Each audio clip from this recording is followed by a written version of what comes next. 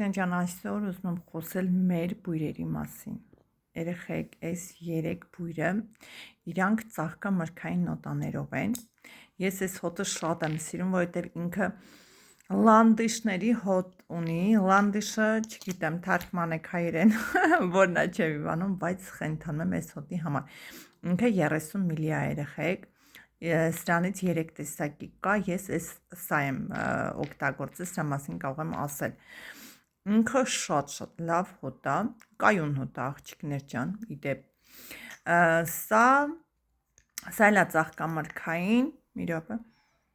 Երեխեք, որ ճիշտն ասեմ,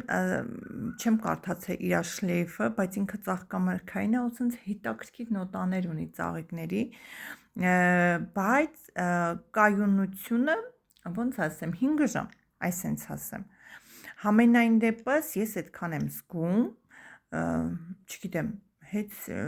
չեմ կարող ասել, էլի, այդքան պահվում է։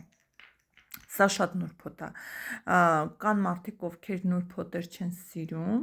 կարող է վերցնեն, ասեն, ոյ, հոտ չի գալի։ Այ ինքը նուրբ է, էլի շատ նուրբ հոտ է էսի։ Էսի լրիվ իմ համար է, էսի թողել եմ, չեմ փչում, թողել եմ ամռանը, որ փչեմ, որովհետև ինքը իմ համար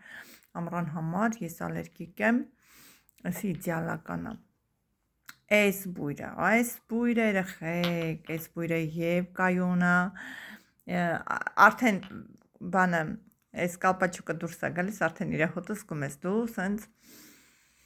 աղ, երեխեք, իրոք խոր կտամ, եթե ֆաբրլիկից օծանելիք չեք վերցրել, այս սկսեք այս բույրից, որպեսզի սիրահարվեք, ովքեր սիրում են ծաղկամրգային կանաչ թարմը բույր,